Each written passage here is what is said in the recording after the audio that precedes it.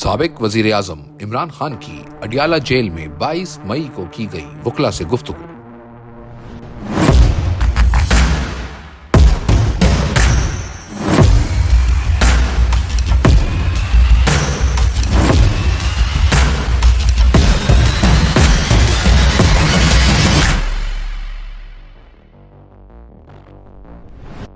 9 مئی کے جھوٹے کیسز کا ٹرائل ایک بار پھر شروع کیا گیا ہے۔ 9 مئی ایک فالس فلیگ آپریشن تھا جس کی سی سی ٹی وی فوٹیج آج تک پیش نہیں کی جا سکی، اور پچھلے 2 سال نے یہ ثابت کیا کہ اس کا واحد مقصد تحریک انصاف کو کچلنا تھا۔ 9 مئی کی سی سی ٹی وی فوٹیج اگر پیش کر دی جائے تو سچ سب کے سامنے آ جائے۔ ملک بھر کی طرح پشاور میں بھی ہمارے امیدواروں سے فارم 47 کے ذریعے سیٹیں چھینی گئیں۔ الیکشن پٹیشنز کا فیصلہ دینے کے لیے زیادہ سے زیادہ 180 دن کا وقت ہوتا ہے، لیکن 15 ماہ گزرنے اور بار بار قانون اور جج بدلنے کے باوجود اب تک سماعت بھی نہیں شروع ہو سکی۔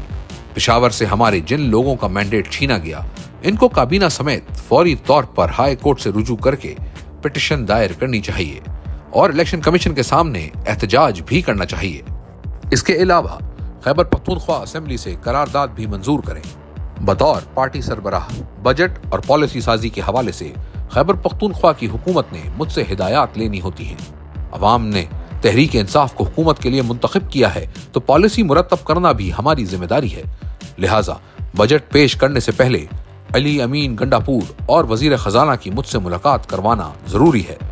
مذاکرات کے حوالے سے کوئی مجھ سے ملاقات کرنے نہیں آیا، یہ خبر محض جھوٹ پر مبنی ہے۔ 3 وجوہات کی وجہ سے اس وقت قوم کو اتحاد کی شدید ضرورت ہے۔ نمبر 1، مودی کو حالیہ پاک بھارت کشیدگی میں جو سبکی ہوئی، اس خفت کو مٹانے کے لیے وہ ضرور دوبارہ وار کرے گا۔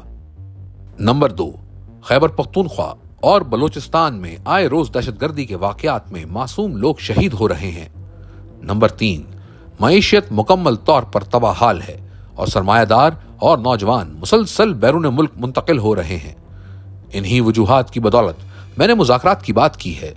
مذاکرات ان سے ہی ہوں گے جن کے پاس اختیار ہے، اور یہ مذاکرات صرف ملکی مفادات کی خاطر ہوں گے۔ میں کسی مشکل سے نہیں گھبراتا، میرا عزم مضبوط ہے۔